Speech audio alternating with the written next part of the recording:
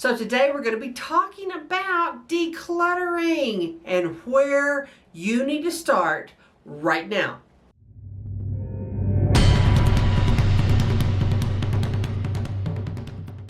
Hi everybody, my name is Dee Burks and this is Retirement Rescue, and I do a lot of decluttering videos, as many of you know. But the first of the year, and I'm filming and putting up this video first week in January, is a time when a lot of people want to start decluttering. And you start seeing all those things go around on social media. You know, get 30 bags of decluttering in 30 days, and everybody has grand plans. But let's talk about what is really functional and what's going to allow you to get some decluttering done that you actually feel good about. Now, I talk a lot about decluttering being a process. It's not one of these things where you do it once and you're one and done. Decluttering is something you will do on a regular basis. And it's not something where you go to a room in your house and you get rid of everything. It's not that. It is a process of letting go, of figuring out what do you need in your life and what do you not. And as we go through changes in our life, whether it's, your kids leaving home or retirement, which is really what I talk about a lot, and a lot of people have retired the last few years, your lifestyle changes. And it takes a few years for you to really understand what items in your home are going to fit into your new lifestyle. And so decluttering is a process. You'll go through it time after time, and each time you may get rid of a few more things. But I'm going to talk to you about how to get started and be really effective right off the bat. I talk a lot about how important it is to start your decluttering in the areas you are in the most. One of the things that a lot of people do is they think, oh, I'm going to declutter. Let's start with that closet I never open, or let's start in the garage where all the storage stuff is, or let's start, they start in areas they don't really use or see every day because they think, well, that's where the biggest problem is. That's where all the stuff is, and I need to get rid of that. But that is actually not true, because what happens is you'll go out there and you'll get halfway through it, and you'll think, what have I done? This is such a big mess. I'm just totally done with it. And you quit. That's not helpful at all. It hasn't really gotten you any further along on your journey. So I'm going to talk to you about 5 areas that you can start in today to get your life decluttered and feeling good about that decluttering. Number 1, the refrigerator. This is just after the holidays. How many of you, and I'm talking to myself here too, so I'm not just picking on y'all, you still have leftovers from Christmas, part of that ham, some of the stuffing, the bowl of now watery mashed potatoes. Ew. Get rid of that stuff. You look in your refrigerator multiple times a day. We all do. And when it's cluttered, you immediately feel cluttered. You can't put things in the refrigerator. You can't find things or get things out of the refrigerator. And you're in that one area of your home constantly. So clean out that refrigerator. Get rid of all that stuff that's moldy. Get rid of all that stuff that's old. Organize what's in there so you don't repeatedly buy things you already have. That's another thing I talk about in decluttering. One of the main reasons you declutter is you don't buy things you already have. How many times have you gone through your house and realized you have 8 pair of scissors laying around because you couldn't find the first 3, 4, 5, 6 pair and you bought another one? That happens all the time just because we're unorganized. So organize your refrigerator. When you go to the store, there's no need to buy the extra block of cheese when you have 3 in there right now that are getting moldy because you didn't realize you had them. So clean it out. Get rid of what you don't need and organize it. The refrigerator is first. Number 2, your bathroom. This is great because it's usually a tiny room in your house, so it's not really that hard to declutter it usually because it's a small space.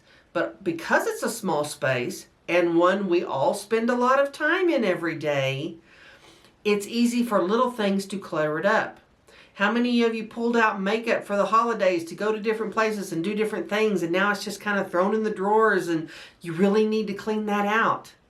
Now's the time to go through. Throw away things you haven't used. Look at your expiration dates on medications, on over-the-counter stuff, on everything. How many of you have those 6 bottles of shampoo or conditioner that you didn't like, so you just stuck them in the cabinet, and 3 years later they're still there? Go ahead and get rid of those and only put in there what you're actually using. This is a great time to do that and get that bathroom organized. Every time you walk into that bathroom, it will feel great. It's clean. It's organized. It doesn't feel overwhelming to you anymore. And here again, it's a space we all spend a lot of time in. So number 2, get that bathroom cleaned up. Number 3 is the kitchen. And I kind of separated it from the refrigerator because really they are separate. Your fridge is different, and we're in the fridge a lot. But the kitchen depends on how you use your kitchen. There are a lot of people who don't cook.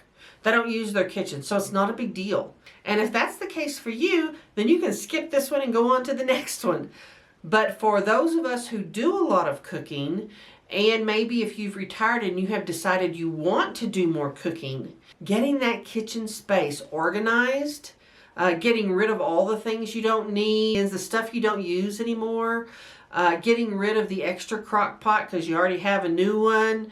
Maybe you got some things for Christmas that are going to replace some of those things in your kitchen. Go ahead and gather those up now and donate those to a worthy organization and get that kitchen space organized and cleaned up. You're in that kitchen space multiple times a day. So the more organized and clean it is, the better it feels. Number 4, your living room. And when I say living room, I mean the space in your home where you spend a lot of time. Maybe that's where your television is, or where your books are, or it's just a space in your home where you spend a great deal of your time. Especially after the Christmas season, those spaces tend to get cluttered. Maybe you have a pile of mail sitting somewhere on a table. Maybe you have stacks of books. This is me, by the way. And it would be easy for me to say, oh, I got all these books for Christmas. No, I just bought these books for myself because that's what I love to do. But my bookshelves are full. So something's got to give. Something's got to go. And especially after the holidays, in the room we spend a lot of time in, we tend to have stacks of things. Just extra stuff. So spend some time in that room. Get the end tables cleaned off. Get your bookshelves organized, and the things you're not using or aren't going to use, go ahead and get those donated. Get that space where you spend a lot of time organized. And since it is right after the holidays, if you are taking down your Christmas decorations, as we all will be here shortly if you haven't already, declutter those decorations. Look and see before you take your decorations down. Look and see what's still in those boxes that you got the decorations out of. How many of those things are you not going to use again that you haven't used in years? I realized this year when I went and bought some more icicle lights. Yes, I had a bunch of icicle lights, but I wanted LEDs. So go ahead and get rid of the ones you're not using. Look in those boxes and donate the things that you haven't used in several years. And I've talked about this before, but a number of years back, I actually did a blue and white Christmas tree. I kind of wanted a designer Christmas tree. But the truth is, I didn't like it. I mean, it's pretty, but I'm a very traditional kind of Christmas person. So I ended up getting rid of those ornaments after a few years because I realized I wasn't going to use them again. Well, this year, I realized I still have a lot of that blue and silver ribbon in my boxes. And I know when I decluttered that first time, and I got rid of all the ornaments, I know my thought process was, well, I may use these on gifts or whatever. However, how we give gifts and how I give gifts has changed. My kids live all over the country now. I don't send them boxes with beautiful bows and things. I ship things direct to them from Amazon. Or I send them gift cards or something of that nature. Those days of shipping humongous boxes of stuff are kind of over for me. It's not really efficient, and you end up spending more on shipping than the gift costs, which is ridiculous. So the way we do things has changed, and I realize now, odds are I'm never going to use those ribbons. So it's time to go ahead and let them go. And that's what I mean about process. Even if you make the decision you might hang on to something, which is fine. Absolutely hang on to it if you think you're going to use it. But then as time goes on, if you don't, well, okay then. You can make the decision at that time to get rid of it. And that's what I did. And of course, also sitting in my living room is that leggy, half-dead poinsettia. You know, and there's something about, because it's not all the way dead, I haven't thrown it away yet. But it's time to let it go. It's okay. Just throw it away and move on and cleaning and decluttering that space. And number 5, your bedroom. Also a place we all spend a lot of time. And when I say bedroom, I'm also including your main closet. Not the closet where you have all the stuff stored you're never going to wear again. That's a whole separate issue. But the things you actually are wearing currently. Get rid of the socks with the holes, the underwear that just don't fit quite right so you never wear them. Get rid of them. Go through those things. You see those things every day and it feels cluttered.